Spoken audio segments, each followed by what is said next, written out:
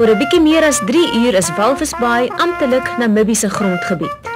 'n Deel van Afrika se koloniale geskiedenis is dan vir ewig verby en vir baie mense op die dorp is dit genoeg rede om dae aan mekaar fees te vier. Ons voel goed en ons is bly dat Walvis Bay oorgaan, laat ons weet, want ons almal is Namibiërs. So ons voel gelukkig daaroor. Is jy 'n Walvis Bayer? Ja, ek is vol met my man is ook 'n Walvis Bayer en ons is bly, ons voel goed daaroor. Daar is al gesê dat daar min plekke is wat so 'n stormagtige geskiedenis soos Walvis Bay beleef het. Die dorp en kuseilande is in 1884 deur Brittanje geannekseer. Daarna was daar omstredenheid oor waar sy grense lê. In 1910 word hy deel van die Unie van Suid-Afrika, toe van die Republiek. In 1977 word die anneksasie onwettig verklaar en tot vandag stry mense oor wie se grondgebied dit eintlik is. Walvis Bay was nog nooit 'n gedeelte van Duits Wes-Afrika, Suidwes-Afrika en nog minder 'n gedeelte van Namibië vandag. Ek is baie bly dat die lewe vandag regkom. Die naweekse verrigtinge het finaal aan die wêreld verklaar dat die enklawe aan Namibië behoort. Maar dit sou onrealisties wees om te dink dat alles net voor oorhandiging glad sou verloop. Vroeg Woensdagoggend slaan plunderaars toe op die enkelkwartiere in die Accusations woongebied. Staalhekke word afgebreek, kosvoorrade word uit die munisipale pakkamers gestroop, 'n koelkamer vol vleis word oopgebreek. Altesaam R1 miljoen se skade, sê die polisie. 'n Gedeelte van die hostel is onlangs deur die visbedryf opgeknap vir die sowat 8000 werkers wat hier tuis gaan. Ja, hulle bakkie onder mekaar, ek weet ook nie hoeveel storie in mekaar broer en suster of wat so goed, ek weet ook nie wat die storie nie. Maar hulle maak net ons swaap op Namibië se naam vier. Sedert die voorval by die hostel op Accusations is daar 'n onrustigheid op die dorp, veral met die aanloop na middernag vandag se hoofverrigtinge wanneer Walvis Bay amptelik aan Namibië oorhandig word. Die kwessie rondom die plundertog is deur die uitvoerende komitee van Walvis Bay se visverwerkingsaanlegte met die regering opgeneem en die verhouding tussen die twee groepe bly steeds gespanne. Daar's geen bewys dat die voorval verband hou met die feesvieringe nie. Tog het die visbedryf nog dieselfde dag 'n ultimatum aan die Namibiese regering gestel dat hy sy steun vir die fees sal onttrek as wet en orde nie herstel word nie. This is rubbish. We've been accused for doing nothing wrong. They know too well, more than anybody else, that our responsibility will only start on the 28th, 12 o'clock, 000. Now they come out with the rubbish, being accused us of doing nothing. Daar was 'n kommissie van ondersoek, die Olymp kommissie van ondersoek. Die ding het uit en uit bewys dat byvoorbeeld viskonsessies langs politieke lyne toegeken is die laaste 2 jaar. Die feit dat hulle twee nou in konfrontasie is met mekaar is miskien nie voorspel tot meer konfrontasie, nie net tussen die visbedryf en die regering nie, maar selfs tussen sy eie ondersteuners in die regering. Die visbedryf op hierdie stadium is waarskynlik die bedryf in Namibië met die grootste ekonomiese potensiaal.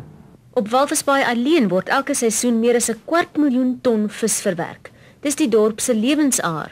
En die bedryf het ook ruimskoots bygedra tot die fees. Albei partye het erken dat dit noodsaaklik is dat die saak so gou moontlik opgelos word. Polisieversterkings is van die stabiliseringseenheid ingeroep om op bystand te wees tydens die verrigtinge en sowat 150 Namibiese soldate staan ook by. Die Suid-Afrikaanse weermag onttrek hom uit die dorp, maar sal ook nog tot aan die einde van die verrigtinge hulp verleen indien nodig. Met die onttrekking van die weermag gee Suid-Afrika 'n lug- en seebasis af wat tot 'n paar jaar gelede van strategiese waarde vir die regering was. Nou sê generaal George Meyering is dit skaars 'n verlies, so het die tye verander. Maar die Namibiese weermag erf bates van etlike miljoen rand. Suid-Afrika se onttrekking het beteken dat oor 'n hele paar aangeleenthede onderhandel moes word. Portnet, Telkom en Eskom word van môre af vervang deur Namibiese owerhede. Een van die belangrikste bates wat Namibië op Walvis Bay sal oorneem, is die hawe. Aanvanklik het die twee regerings vasgesit oor vergoeding vir Portnet se eiendom en daar's nog steeds nie duidelikheid of Namibië die bates sowel as laste sal oorneem nie. Daar word ook nog onderhandel oor 'n gesinkroniseerde skeepshuiser wat sowat 6,5 miljoen rand werd is. I think that's one of the major points of disagreement between the two governments, the interpretation of the term parastatal. Yeah, that is quite correct. Portnet sees itself as a business, while the Namibian side sees Portnet as a state asset, although it is a private business, but as the shareholding is 100% state, they maintain it is a state asset. It is out of place for South Africa to try to say now they have assets to be compensated for. When they left Namibia, the greater Namibia, part of Namibia, that was not an issue. So they know, logically, they cannot say now in this case they have a point, whereas in other case they had no point, because in all it's a question of decolonization. Soortgelyke onderhandelings word gevoer oor die Paratus kragsentrale en die bates van Telkom. Werknemers van staatsverbonde instansies was aanvanklik bekommerd oor of hulle werk sou behou.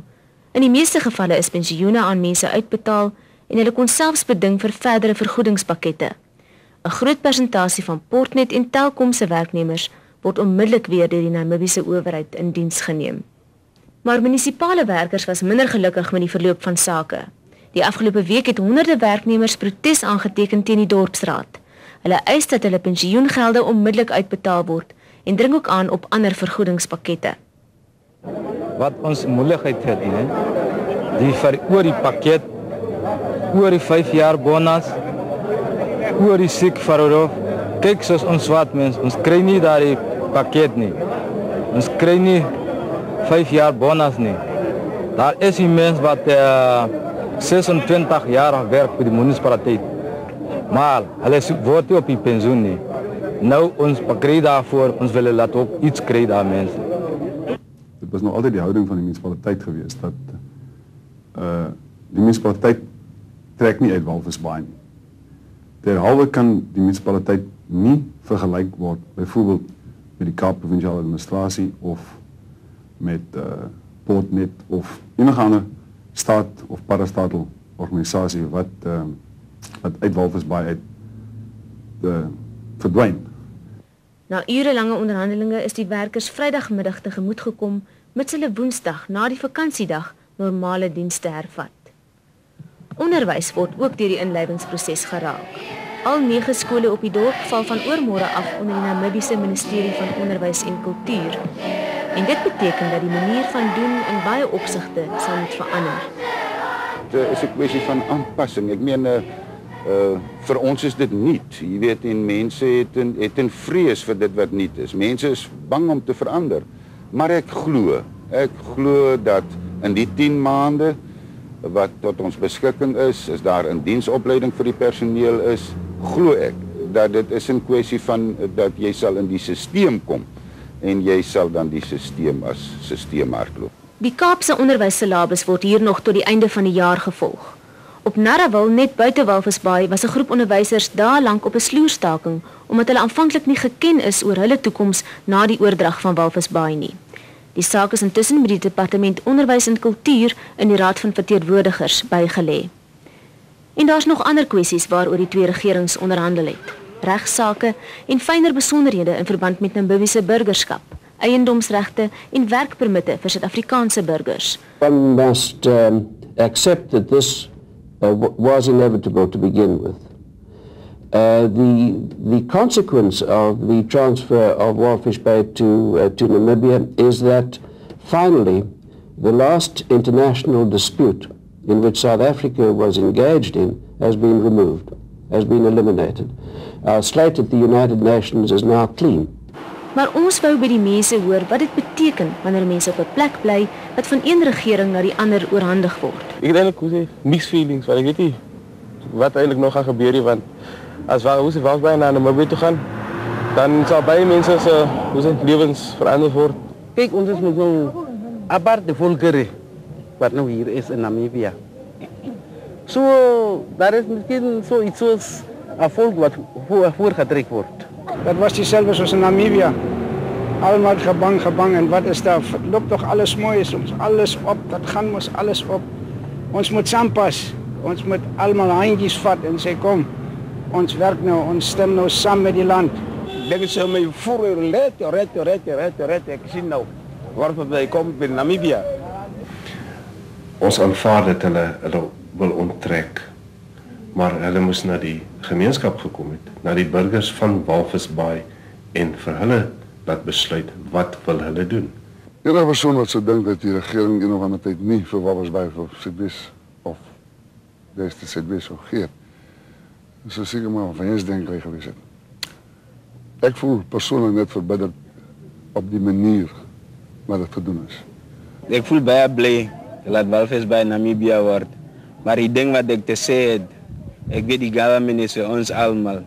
Wat ek wil vra vir die government is, sal hulle die dinge nou regmaak of sal hulle die dinge nou verbrokkel? Wat van die visbedryf? Sal die visbedryf agteruit gaan of sal dit nou 'n belangrike rol vir Namibia speel? Ek voel die visbedryf sal vir Namibia nou op sy eie voete laat staan.